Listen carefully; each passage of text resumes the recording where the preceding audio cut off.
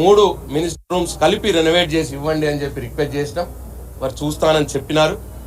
నేను ఎల్ఏ గారికి కూడా రిక్వెస్ట్ చేస్తూ ఉన్నా, ముఖ్యమంత్రి గారికి కూడా రిక్వెస్ట్ చేస్తూ ఉన్నా. ఇది మంచి పద్ధతి కాదు. మీరు ఇట్లా ఎల్ఓపి ఆఫీసుని తీసుకోవడం, దానికి మళ్ళీ ఎక్కడో ఒక దగ్గర ఒక చిన్న రూమును అలాట్ చేసి అక్కడ కూర్చోండి పొండి అనడం, అది చాలా అవమానకరంగా ఎల్ఓపి యొక్క స్టేటస్ దిగజార్చే విధంగా. అసలు ఎల్ఓపి గారికి వారికి గౌరవం ఉంటుంది అసెంబ్లీలో. ఆ అసెంబ్లీలో వారు కూర్చోవడానికి సరిగ్గా గది ఇవ్వకపోతే ఇంకా ఎల్ఓపికి, లీడర్ ఆఫ్ అపోజిషన్కి గౌరవం ఏముంటుంది? కాబట్టి ఆలోచించాలని చెప్పి నేను కోరుతా ఉన్నాను. అట్లనే రెండవది కూడా, ఇవాళ ఎక్కడెక్కడైతే ప్రతిపక్ష పార్టీ ఎమ్మెల్యేలు గెలిచినారో, ఎక్కడెక్కడైతే మా బీఆర్ఎస్ పార్టీ ఎమ్మెల్యేలు గెలిచినారో, ఆయా నియోజకవర్గాల్లో ప్రోటోకాల్ చాలా దారుణంగా ఉల్లంఘించబడతా ఉన్నది. చాలా దారుణంగా. ఎప్పుడు కూడా ఇట్లా జరగలేదు. ఎవరైతే కాంగ్రెస్ పార్టీ అభ్యర్థిగా పోటీ చేసి ఓడిపోయినారో వారే ఎమ్మెల్యేగా బిహేవ్ చేస్తూ ఉన్నారు నియోజకవర్గాల్లో. మరి మేమందరం కూడా ప్రజలతో ఎన్నుకోబడిన వాళ్ళం. అది అధికార పార్టీ ఎమ్మెల్యే అయినా, ప్రతిపక్ష పార్టీ ఎమ్మెల్యే అయినా, మా నియోజకవర్గాల్లో మేము మా ప్రజలతోటి మేము ఎన్నుకోబడిన వాళ్ళం. కాబట్టి ఎటువంటి ప్రోటోకాల్ ఉల్లంఘన కూడా జరగద్దు అని చెప్పి స్పీకర్ గారికి రిక్వెస్ట్ చేయడం జరిగింది. వారికి కొన్ని ఉదాహరణలు కూడా చెప్పినాం. ఇప్పుడు ఈరోజు ఈ సమయంలో కూడా సంగారెడ్డిలో మా చింత ప్రభాకర్ గారు ఇక్కడ, వారు గౌరవ ఎమ్మెల్యే వారు ఇక్కడ హౌస్లో ఉంటే అక్కడనేమో ఇనాగ్రేషన్లు జరుగుతూ ఉన్నాయి. దుబ్బాకలో కూడా జరుగుతూ ఉన్నాయి. ఓడిపోయిన కాంగ్రెస్ బీఫామ్ తీసుకొని ఓడిపోయిన వ్యక్తులతోటి అక్కడ ఇనాగ్రేషన్లు చేపిస్తున్నారు గవర్నమెంట్ ప్రోగ్రామ్. మినిస్టర్ గారు ఉంటే మాకేం అభ్యంతరం లేదు, మినిస్టర్ గారు ఎమ్మెల్యే గారు ఉంటారు. ఇవాళ ఒక పార్టీ నాయకులు పోయి, కాంగ్రెస్ పార్టీ నాయకులు పోయి మరి వాళ్ళ గవర్నమెంట్ ప్రోగ్రాంలలో వాళ్ళే ఉంటున్నారు. కళ్యాణ లక్ష్మి చెక్కులు సంగారెడ్డిలో మేము స్పీకర్ గారికి కంప్లైంట్ చేసినాం, ఫొటోస్ కూడా చూపించినాం. సంగారెడ్డి నియోజకవర్గంలో మా చింత ప్రభాకర్ ఆరోగ్యం బాగాలేదు, మరి పక్షవాతం వచ్చి ఉన్నది. కళ్యాణ లక్ష్మి చెక్కులు పంచడానికి ఆర్డీఓ గారి దగ్గరకు పోయి కూర్చుంటే 2 గంటలు కూర్చోబెట్టారు. ఎమ్మెల్యేగా ఓడిపోయిన ఎమ్మెల్యే ఎవరైతే అభ్యర్థున్నారో ఆయన కాదు, వారి భార్య రావాలి, వచ్చిన తర్వాత పంచుతాము అని చెప్పి ఆర్డీఓ గారు అంటారట. అక్కడ కాంగ్రెస్ పార్టీ అభ్యర్థి భార్య రావాలనంట. భార్య వచ్చిన తర్వాత ఎమ్మెల్యే గారు కళ్యాణ లక్ష్మి చెక్కులు పంచాలన్నట అని ఆర్డీఓ గారు అంటారట. ఆర్డీఓ గారి మీద ఇమీడియట్ యాక్షన్ తీసుకోవాలని చెప్పి స్పీకర్ గారికి మేము కోరడం జరిగింది. మరి ఇటువంటి ప్రోటోకాల్ ఉల్లంఘనల మీద సీరియస్గా స్పందించకపోతే మరి అది ప్రజాస్వామ్యాన్ని కూని చేసినట్టే అవుతుంది. మా అందరికి కూడా స్పీకర్ గారు మీరే రెస్క్యూగా ఉండాలని చెప్పి వారిని కోరడం జరిగింది. మరి వారు చీఫ్ సెక్రటరీ గారికి పిలిపించుకొని మాట్లాడి ప్రోటోకాల్ ఉల్లంఘన జరగకుండా చూసుకుంటాను. ప్రతి కలెక్టర్ కూడా ఆదేశాలు ఇవ్వమని చెప్తాను. అది ఏ పార్టీ ఎమ్మెల్యే అయినా సరే ఆయా నియోజకవర్గాల్లో వారిదే హైయెస్ట్ ప్రోటోకాల్ ఉండే విధంగా చూస్తాను అని మాట ఇచ్చినారు స్పీకర్ గారు. అట్లనే ఇంకా కొన్ని దగ్గరలో ఎవరైతే పోటీ చేసి ఓడిపోయిన అభ్యర్థులు ఉన్నారో వారికి ఎస్కాట్ వెహికల్ పెడతారు పోలీసు వాళ్ళు. ఎవరైతే గెలిచిన ఎమ్మెల్యేలు ఉన్నారో నియోజకవర్గంలో వారు పర్యటించేటప్పుడు వారికి ఎటువంటి ఎస్కాట్ వెహికల్స్, ఎటువంటి సెక్యూరిటీ కూడా ఇవ్వట్లేదు. మరి ఓడిపోయిన ఆ అభ్యర్థులకు మాత్రం సెక్యూరిటీతో పాటు ఎస్కాట్ వెహికల్స్ ఇచ్చి తిప్పుతూ ఉన్నారు. ఇదైతే చాలా అన్యాయం. ఎక్కడ ఇట్లా జరగదు. ఇది అనాగరికం కూడా. మన పోలీసులు కూడా ఆలోచించాలి, డీజీపీ గారు కూడా ఆలోచించాలి. ఇది మంచి పద్ధతి కాదు. ఇది ప్రభుత్వాలు వస్తాయి పోతాయి, ముఖ్యమంత్రులు వస్తారు పోతారు, పార్టీలు మారుతూ ఉంటాయి. కానీ మీరు మాత్రం మీ విధి ఎట్లా ఉంటుందో అట్లా నిర్వర్తించాలి. మరి మీరు ఇట్లా ప్రైవేట్గా ఒక పార్టీ నాయకులకు మీరు ఎస్కాట్లు ఇచ్చి, సెక్యూరిటీ ఇచ్చి, గెలిచిన ఎమ్మెల్యేలకు ఆ నియోజకవర్గాల్లో సెక్యూరిటీ ఎస్కాట్ ఇవ్వకపోవడం అన్యాయం అని చెప్పి నేను స్పీకర్ గారికి రిక్వెస్ట్ చేయడం జరిగింది, తెలపడం జరిగింది. మరి ఎవరైతే ఏ పార్టీ ఎమ్మెల్యే అయినా సరే అధికార పార్టీ ఎమ్మెల్యేలు ఎక్కడన్నా ఉంటే వారికి ఎస్కాట్ వాహనాలు ఇస్తున్నారు, సెక్యూరిటీ ఇస్తా ఉన్నారు. మరి అదే ప్రతిపక్ష పార్టీ ఎమ్మెల్యేలకు ఎస్కాట్ వాహనము సెక్యూరిటీ ఇవ్వట్లేదు.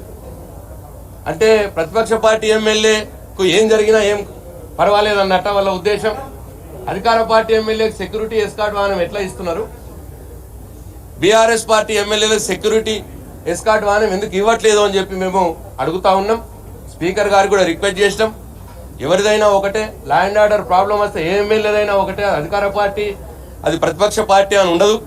కాబట్టి ఎట్లయితే మీరు అధికార పార్టీ ఎమ్మెల్యేలకు ఆయా నియోజకవర్గాల్లో సెక్యూరిటీ ఎస్కాట్ ఎట్లయితే ఇస్తున్నారో అట్లా బీఆర్ఎస్ పార్టీ ఎమ్మెల్యేలకు కూడా ఇవ్వాలని చెప్పి స్పీకర్ గారిని కోరినాం. వారు డీజీపీ గారికి కూడా చెప్తానని చెప్పినారు. మరి 3 విషయాల్లో మరి తప్పకుండా స్పీకర్ గారు ఇంటర్వ్యూని అవుతానన్నారు. మరి చూస్తాం. మరి స్పీకర్ గారి మీద మాకు అపారమైన గౌరవం ఉన్నది. మరి ఎల్ఏ మినిస్టర్ గారు కూడా వారు కూడా దీని మీద దృష్టి సారించాలి. లేకపోతే డెఫినెట్గా మా పోరాటం ఉంటుంది. మేము మా పోరాట మరి దాన్ని ప్లాన్ చేసుకోవాల్సిన అవసరం వస్తుందని చెప్పి మనం చేస్తా ఉన్నా. తప్పకుండా లీడర్ ఆఫ్ అపోజిషన్ గౌరవానికి తగ్గట్టుగా వారికి ఆఫీస్ ఇవ్వాలని చెప్పి కోరుతా ఉన్నాం మరొకసారి. అట్లనే ఇప్పటిదాకా ఎట్లనైతే ఎంత ఏరియా ఆఫీస్ అయితే ఉన్నదో ఇప్పుడు కూడా గంతే ఏరియా ఆఫీస్ ఇవ్వమంటున్నాం. మేము ఎక్కువ ఏం అడుగుతలేము. ఆ ఫెసిలిటీ ఇప్పటిదాకా ఎట్లా ఉందో గట్లనే ఇప్పుడు ఇవ్వమంటున్నాం లీడర్ ఆఫ్ అపోజిషన్ వారికి.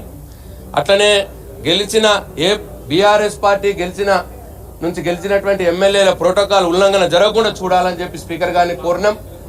చీఫ్ సెక్రటరీ గారిని కూడా కోరుతా ఉన్నాం.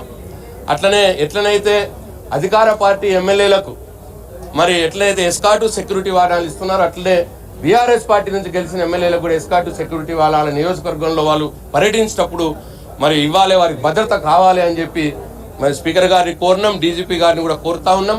మరి 3 విషయాల్లో తప్పకుండా వారు చర్యలు తీసుకోవాలని చెప్పి కోరుతా ఉన్నాం. అట్లనే ఇంకొకటి మా గౌరవ ఎమ్మెల్సీలకు కూడా మరి ఒక అకామిడేషను మరి ఇక్కడ కావాలని చెప్పి కోరడం జరిగింది. మా గౌరవ ఎమ్మెల్సీలు అందరూ కూడా అసెంబ్లీలో ఒక రూమ్ వాళ్ళకు కూడా ఇవ్వాలని చెప్పి కోరడం జరిగింది. 4 విషయాలు స్పీకర్ గారిని కోరడం జరిగిందని చెప్పి మనం చేస్తాం.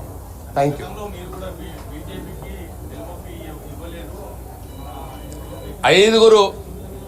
5 ఎమ్మెల్యేలు ఉన్న వారికే ఇక్కడ రూమ్ కేటాయిస్తామని చెప్పి అప్పుడు ఒక సాంప్రదాయం ఉండింది. అట్లా ఎవరెవరికైతే 5 ఎమ్మెల్యేలు ఉన్నారో అందరికి కూడా రూమ్ కేటాయించడం జరిగింది. ఇక్కడ ఇష్యూ 5 ఎమ్మెల్యేలు ఉంటేనే రూమ్ కేటాయిస్తారు. అసెంబ్లీలో అదే సాంప్రదాయం ఉండింది తరతరాల నుంచి, అట్లనే కేటాయించడం. నేను మాట్లాడుతున్నది లీడర్ ఆఫ్ అపోజిషన్ గురించి మాట్లాడుతున్నాను. నేను లీడర్ ఆఫ్ అపోజిషన్కు ఏ స్పేసు ఏ ఫెసిలిటీ అయితే అసెంబ్లీలో తరతరాలుగా ఉంటా ఉన్నదో అదే అటువంటి స్పేస్ అటువంటి ఫెసిలిటీ లీడర్ ఆఫ్ అపోజిషన్కి ఇవ్వాలని చెప్పి కోరుతాం. Thank you. Electronic media, print media మిత్రులందరికీ కూడా నా నమస్కారాలు తెలియజేస్తా ఉన్నాను. 21 మంది ఆటో డ్రైవర్లు ఆత్మహత్య చేసుకున్నారు అనే ఒక ఉద్దేశంతో వాళ్ళకి మద్దతుగా ఇవాళ పొద్దున నేను ఆటోలో రావడం జరిగింది. ఇవాళ ప్రత్యేకంగా నేను ఇవాళ పొద్దున ఎందుకు వచ్చినా అంటే మా కరీంనగర్ జిల్లాలో మా కరీంనగర్ హెడ్ క్వార్టర్లో బుర్రా కరుణాకర్ అనే ఆటో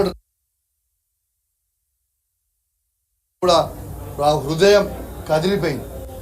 ఇలా కదిలిపోయి ఇలా పొద్దున అసెంబ్లీకి ఖచ్చితంగా ఆటోదారులకి మద్దతుగా మనం రావాలనే ఒక ఉద్దేశంతో ఇంట్లో నుంచి బయలుదేరి ఆటోలో నేను అసెంబ్లీకి వస్తే ఇలా ఆటోని లోపల వరకు కూడా నన్ను డ్రాప్ చేయడానికే కూడా వీళ్ళు లోపల రానియకపోవడం చాలా బాధాకరం అని చెప్పి సందర్భంగా తెలియజేస్తా ఉన్నాను. ఇవాళ దాదాపు 6.5 లక్షల మంది ఆటో డ్రైవర్లందరికీ కూడా మేము మద్దతుగా ఉంటాం. ఏ ఆటో డ్రైవర్ కూడా ఎవరు కూడా అధైర్యపడాల్సిన అవసరం లేదు. ఖచ్చితంగా మీ వెంట బీఆర్ఎస్ పార్టీ ఖచ్చితంగా ఉంటుంది. మిమ్మల్ని ఆదుకుంటాం.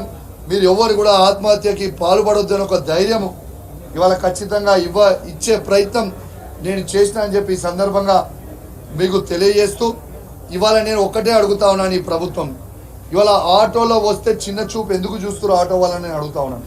ఇలా ఆటోలుగా ఇవాళ నేను ఒక శాసనసభ్యునిగా ఇవాళ ఒక ఆటోలో నేను లోపల వరకు నేను రాలేదా? ఎక్కడన్నా రూల్ ఏమన్నా ఇదే కారులో వస్తేనే లోపల రాణిస్తారా? ఇదే పద్ధతి అని చెప్పి నేను అడుగుతా ఉన్నాను. ఇలా ఆటోలో వస్తే పోలీస్ వాళ్ళు ఆటోల మీద దాడి చేస్తే పాపం మా ఆటో వారికి తన ఉన్న ఆటోని కూడా ఇవాళ డ్యామేజ్ చేయడం జరిగింది. ఇలా డ్యామేజ్ చేస్తే తనకి డబ్బులు ఇచ్చి మళ్ళీ నేను పంపించిన. దీన్ని నిరసిస్తూ నేను ఇవాళ బయటనే దిగి అక్కడి నుంచి నిరసిస్తూ నడుచుకుంటా లోపల వరకు కూడా ఇవాళ వచ్చినాం. అది కూడా మేము స్పీకర్ గారి దృష్టికి తీసుకుపోయినామని చెప్పి సందర్భంగా మీకు తెలియజేస్తూ ఆటో వాళ్ళందరినీ కూడా ఖచ్చితంగా ధైర్యంగా ఉండాలని కోరుకుంటూ సెలవు తీసుకుంటాను. జై తెలంగాణ, జై కేసీఆర్.